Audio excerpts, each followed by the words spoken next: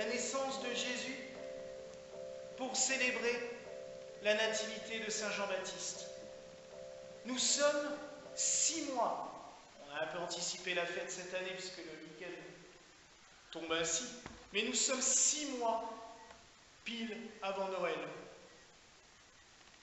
Concordance puisque au moment même où Marie tombait enceinte, l'ange lui avait dit, au moment de l'annonciation, ta cousine Élisabeth est enceinte et va bientôt accoucher.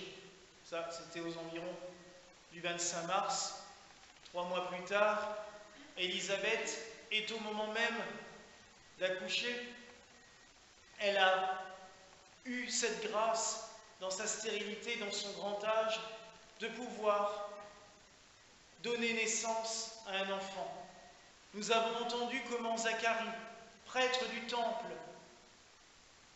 une information d'ailleurs, j'ai découvert ça dans un livre cette semaine, qui est si maintenant on devait donner un nom de famille à Jean-Baptiste et à son père Zacharie, on sait quel nom de famille il porterait. Eh oui, il s'appellerait Cohen, puisque c'était le nom de famille qui a été donné par la suite à tous les prêtres du temple et leurs descendants, ainsi de suite jusqu'à maintenant, et encore maintenant, les descendants de la famille Cohen, des Cohen, des Cohanim, les prêtres du temple, sont ceux qui, dans les synagogues, ont le droit de donner la bénédiction. Même un rabbin ou un grand rabbin, s'il n'est pas issu de cette famille, ne peut donner la bénédiction. Donc, on sait que c'était vraiment la caste sacerdotale. Zacharie avait ce privilège immense qui n'arrivait que 1 à 2 fois par an pour chaque prêtre de pouvoir procéder le soir à l'offrande de l'encens. Il rentrait dans le temple avec une pelletée de braise prise dehors sur l'autel des holocaustes et il le déposait sur un petit autel doré devant le rideau du Saint des Saints, tout près de la Ménorah. Il déposait ses braises, puis versait une poignée d'encens et l'offrait à Dieu. Et là, ce soir-là, il s'est passé quelque chose, c'est que les gens n'ont pas vu le prêtre ressortir.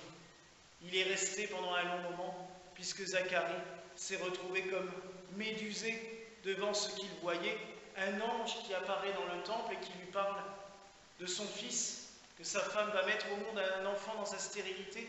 C'est quelque chose de totalement incompréhensible. Zacharie sera même tellement incrédule à ça qu'il sera frappé de mutisme, il ne pourra plus parler jusqu'à la naissance de son fils. Et c'est au moment même de la naissance de son fils, quand on vient pour nommer l'enfant, à l'époque c'était toute une cérémonie, ça tombait en même temps que la circoncision, souvent dans les 8 jours, tout le village devait arriver, je pense, dans la maison, avec le rabbin qui arrivait aussi et qui disait, bon ben, on lui donne quel nom? Élisabeth dit Jean. Toute la famille se révolte, les voisins aussi, en disant, mais il n'y a pas de Jean dans la famille, ce n'est pas un prénom traditionnel chez nous, il ne faut pas lui donner ce nom. Et Zacharie prend une tablette et écrit ce que l'ange lui avait dit, tu le nommeras Jean. Et il écrit, son nom est Jean. Il le montre à tous, le Père a décidé, il est appelé Jean. Et, chose merveilleuse, Zacharie retrouve la parole à ce moment-là. Jean, dans une famille sacerdotale, donc une carrière établie, pour lui c'est tout tracé. Il sera prêtre au temple, il vivra des dons qui sont donnés au temple, des restes des holocaustes. Un petit peu gênant quand on entend ça, mais à l'époque les prêtres récupéraient tout ce qui n'avait pas bien brûlé sur l'autel et puis ils mangeaient allègrement tous les restes des bêtes sacrifiées au temple. Donc, il avait une voie toute tracée. Et ce type-là, on va dire, vers 25 ans, 20 ans, 25 ans, 30 ans, il part et il commence à arpenter Israël.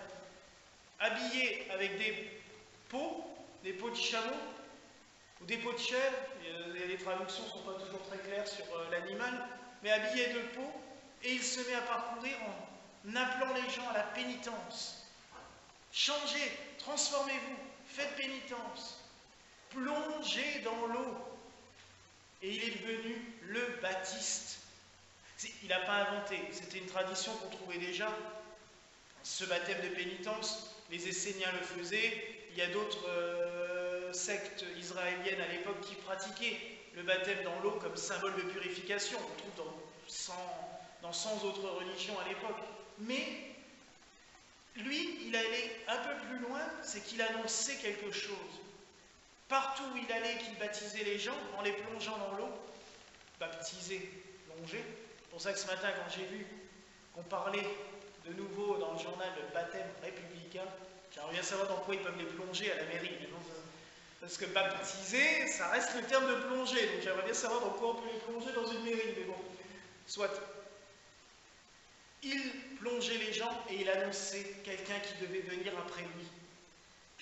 Il criait, il faut préparer la route au Seigneur. Il a même dit à ses disciples, à tous ceux qui le suivaient, je ne suis même pas digne de dénouer la courroie des sandales de celui qui doit me suivre. Il l'a même dit aux scribes, aux pharisiens que le roi Hérode lui a envoyés en se disant, mais c'est quoi ce fou qui commence à créer des émeutes, puisque à un moment donné, quand il y a quelqu'un qui parcourt Israël en annonçant un Messie, le roi bien établi il se dit « Ouais, bon, un Messie, c'est bien, oui, on nous le promet depuis longtemps, mais enfin bon, ça serait bien qu'il ne pique pas mon trône. » Et Hérode, on sait que le pauvre Saint Jean-Baptiste, il ne l'a pas beaucoup apprécié. Et un jour, au bord du Jourdain, il est là, il baptise des foules, et qui c'est qu'il voit arriver? Celui-là même qu'il avait fait réagir alors qu'il était encore dans le ventre de sa mère. Vous vous souvenez de cet évangile de la visitation? Marie dit « Bonjour Élisabeth » et Élisabeth lui répond « Je te salue Marie. Tu es bénie entre toutes les femmes. Celui que tu portes est béni. » Et elle lui dit à ton message, à ton bonjour, l'enfant que je porte a tressailli d'allégresse dans mon ventre.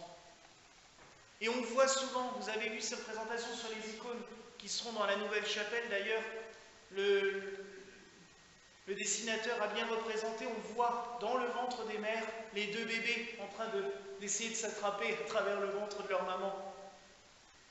Les iconographes le représentent tout au long du Moyen-Âge, on voit les deux bébés en train d'essayer de s'attraper à travers le ventre de leur maman.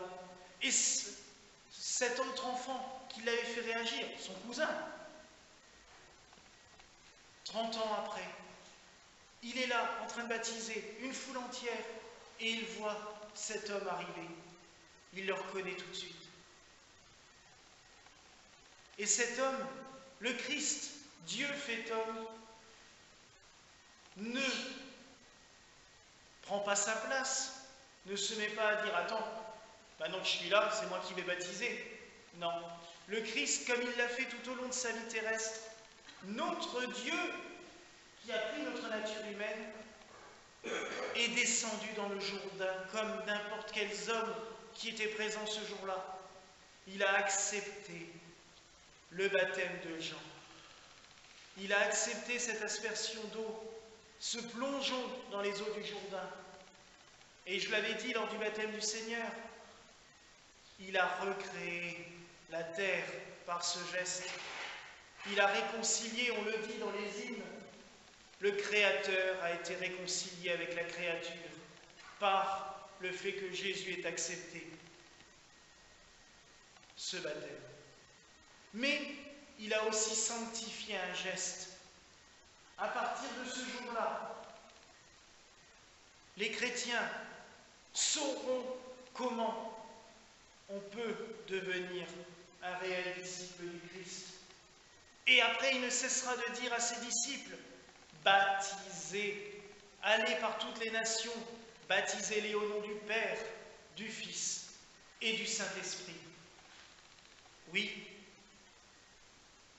c'est ce jour-là, par l'action de Jean-Baptiste, le précurseur, on l'appelle le précurseur, on l'appelle le Baptiste, On l'appelle prophète, car il a prophétisé la venue du Christ. À partir de ce geste-là et de ce jour-là, les chrétiens, nous savons tous comment devenir chrétiens en recevant le baptême. Tous les rites qu'il y a autour du baptême sont accessoires. Le fait de recevoir l'eau sur la tête ou d'être plongé dans l'eau fait de nous un chrétien du moment où le prêtre ou celui qui baptise, un laïc peut baptiser en cas d'urgence. Du moment où il dit « Je te baptise au nom du Père, du Fils et du Saint-Esprit ». Et c'est là que nous devenons chrétiens. Et notre petit bonhomme là, d'ici quelques semaines, il sera baptisé aussi. Tout à l'heure, après l'homélie, on va lui donner la bénédiction pour le catéchuménat. Mais est-ce que le baptême a dû être repoussé? On va lui donner le catéchuménat ce soir. Comme ça, il aura sa protection et sa bénédiction pour ce chemin qui s'avance devant lui. Et dans quelques semaines, il sera baptisé au nom du Père, du Fils et du Saint-Esprit.